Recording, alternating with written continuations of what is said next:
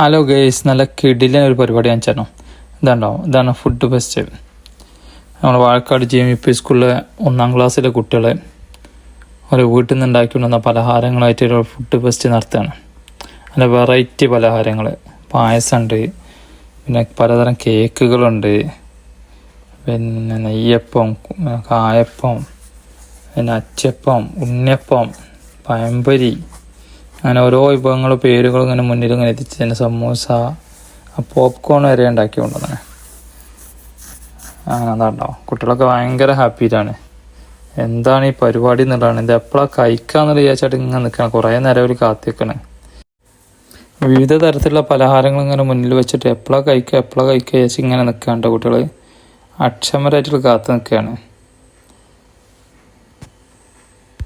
ഈ പരിപാടി എന്ന് വെച്ചിട്ടുണ്ടെങ്കിൽ നല്ല അടിപൊളിയായി, പറഞ്ഞറിയിക്കാൻ കഴിയില്ല. അത് കുട്ടികൾക്കുണ്ടായ സന്തോഷം ഒരു ജീവിതത്തിൽ ഒരിക്കലും ഇതേപോലുള്ള പരിപാടി മറക്കൂല.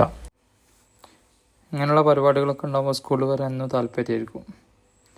മടി പിടിച്ചാരും നിൽക്കൂല. അതാണ് ഇതാണ് ഒരു വായിച്ച് മാത്രം മനസ്സിലാക്കാതെ തൊട്ടും അറിഞ്ഞും കണ്ടും രുചിച്ചും അനുഭവിച്ച് അറിയണം. അപ്പോഴാണ് അറിവ്. അതാണ് വിദ്യാഭ്യാസം. ഇന്നത്തെ കാലത്ത് കുട്ടികൾക്ക് എന്തോ ഒരു സുഖമാണ്. എന്തൊക്കെ തരം പരിപാടികളാണ് സ്കൂളിലൊക്കെ നടക്കുന്നത്. നമ്മളെ കാലത്ത് ആകെ ഒരു ഉച്ചക്ക് ഒരു ചോറും ഒരു ചെറുപയറും കറിയും ഉണ്ടാവും. അതിലപ്പുറം വേറെ ഒന്നുമില്ല. ഇതിപ്പോൾ കുട്ടികൾക്ക് പല വിധത്തിലുള്ള ഭക്ഷണങ്ങളാണ് കുട്ടികൾ മുന്നിലുള്ളത്. അങ്ങനെ പല പല പരിപാടികളും. പണ്ടൊക്കെ സ്കൂളിൽ പോകാൻ കുറേ ആൾക്കാർ മടി പിടിച്ചിരിക്കണം. ഇപ്പോൾ സ്കൂളിൽ പോകാൻ ആരും മടി പിടിച്ചിരിക്കുമെന്ന് തോന്നുന്നില്ല. കാരണം അങ്ങനത്തെ പരിപാടികളാണ്. വീട്ടിലിരുന്നിട്ടുണ്ടെങ്കിൽ ഇതൊക്കെ മിസ്സാവും അവർക്ക്. സ്കൂളിൽ പോയാൽ ഇതേപോലുള്ള പല വ്യത്യസ്തമായിട്ടുള്ള പരിപാടികൾ അവർക്ക് ആസ്വദിക്കാം. ഇങ്ങനെയുള്ള പരിപാടികൾ നടത്തുമ്പോഴാണ് കുട്ടികൾ പെട്ടെന്ന് സ്കൂളിലേക്ക് വരിക. കുട്ടികളുടെ ഈ പഠന പ്രവർത്തനത്തിൽ രക്ഷിതാക്കളായ നിങ്ങൾ അവരുടെ കൂടെ നിന്നു സപ്പോർട്ട് ചെയ്തു. വളരെ പരിശ്രമപരമായിട്ടാണ് ഇത്രയും ഉപയോഗങ്ങളുമായിട്ട് കുട്ടികൾ. ഇതാണ് മാറ്റം. നമ്മളെ ഇന്നത്തെ വിദ്യാഭ്യാസ രീതിയുടെ മാറ്റം. നമ്മള് പലതും നമ്മൾ വെറുതെ വായിച്ചും കേട്ടും മാത്രം പഠിച്ചിരുന്ന കാലഘട്ടം തൊട്ടും അനുഭവിച്ചും രുചിച്ചും ഒക്കെ കാര്യങ്ങൾ തിരിച്ചറിയാനുള്ള ആ ഒരു സംവിധാനത്തിലേക്ക് നമ്മുടെ പഠന രീതി മാറി. ആ മാറിയതിൻ്റെ ഏറ്റവും നല്ല ഒരു ഉദാഹരണമാണ് ഇപ്പോൾ ഇവിടെ ഇന്ന് നടന്നുകൊണ്ടിരിക്കുന്ന ഈ ഒരു പലഹാരമേള. കയ്പ് എന്താണ്, അല്ലെ മധുരം എന്താണ് എന്നൊക്കെ അവർക്കറിയാം.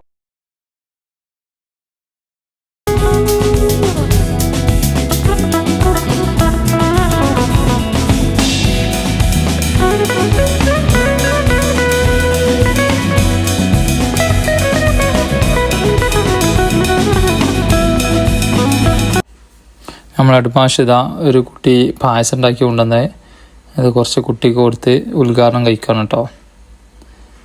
ഈ പായസം എല്ലാവരും പെട്ടെന്ന് കുടിച്ച് തീർത്ത് നല്ല ടേസ്റ്റുള്ള പായസം കേട്ടോ. കുട്ടികളൊക്കെ അത് ഓരോ ആൾക്കാരും ആരൊക്കെ എന്തൊക്കെ ഉണ്ടാക്കിയെന്നുള്ളത് നോക്കി കണ്ട് മനസ്സിലാക്കി പോവാണ്. അവിടെ ഓരോ എല്ലാ പലഹാരത്തിൻ്റെ പേരും മുന്നിൽ എഴുതി വെച്ചിട്ടുണ്ട് കേട്ടോ. അതൊക്കെ കണ്ട് പേര് വായിച്ച് ഇങ്ങനെ മുന്നോട്ട് പോവാണ് എല്ലാവരും കൊണ്ടുവന്ന്. അങ്ങനെ അവിടെ ഇരിക്കുന്ന കുട്ടികൾ പരിചയപ്പെടുത്തി കൊടുക്കണമുണ്ട് എന്താണ് ഉണ്ടാക്കി കൊണ്ടുവന്നെന്നുള്ളത്. പക്ഷെ അതിൻ്റെ ഇടയ്ക്ക് അവർക്കൊരു പേടിയുണ്ട്, തെറ്റ അവർ എടുത്ത് പോകാമെന്നുള്ളത്. അങ്ങനെയുള്ള നിർത്താൻ അവർ നിൽക്കല്. എന്തായാലും തലയിലൊക്കെ ഉണ്ടോ നല്ല പേപ്പറിനോട് ഷെഫിൻ്റെ നല്ല തൊപ്പിയൊക്കെ ഉണ്ടാക്കി വെച്ചാൽ എല്ലാവരും.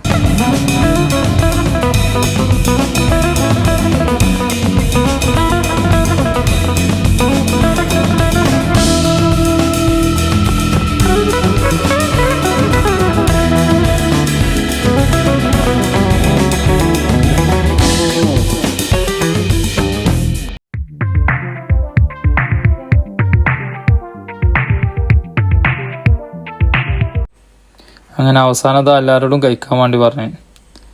എല്ലാവരും ഉഷാറായിട്ട് കഴിക്കണതാ, നല്ല താല്പര്യത്തോടു കൂടി. കണ്ടോ, എല്ലാവരും ഇപ്പോൾ നിങ്ങൾ അങ്ങോട്ടോട്ട് കഴിക്കാട്ടോ, ഇഷ്ടമുള്ളിടത്ത് നിന്ന് കഴിക്കാം. പിന്നെ അവൻ്റെ അടുത്തുള്ളതിന് അത്യാവശ്യം ഉണ്ട്, അതന്നെ തീരുന്നില്ല. അതൊക്കെ വീട്ടിൽ നിന്ന് ഉണ്ടാക്കി കൊണ്ടുവന്നാണ് സാധനങ്ങളൊക്കെ.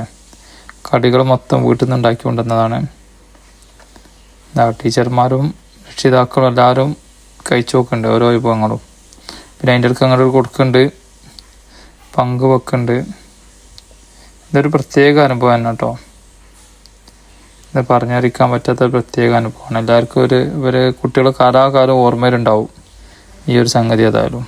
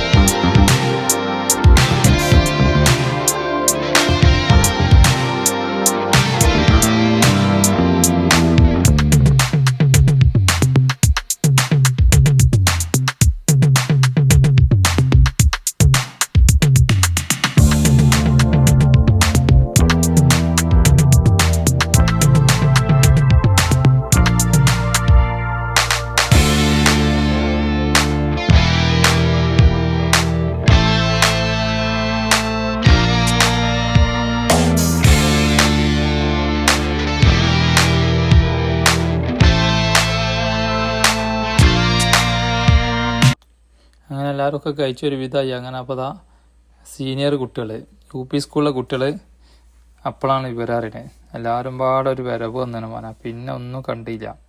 ഒരു 1.5 റൈഡ് തന്നെ. ഒരൊറ്റ സാധനം ബാക്കി ഉണ്ടായില്ല. പിന്നെ ഫുള്ള് പോലെ തീർത്ത് തന്നെ ബാക്കിയായി എന്നുള്ള പേടിയില്ല.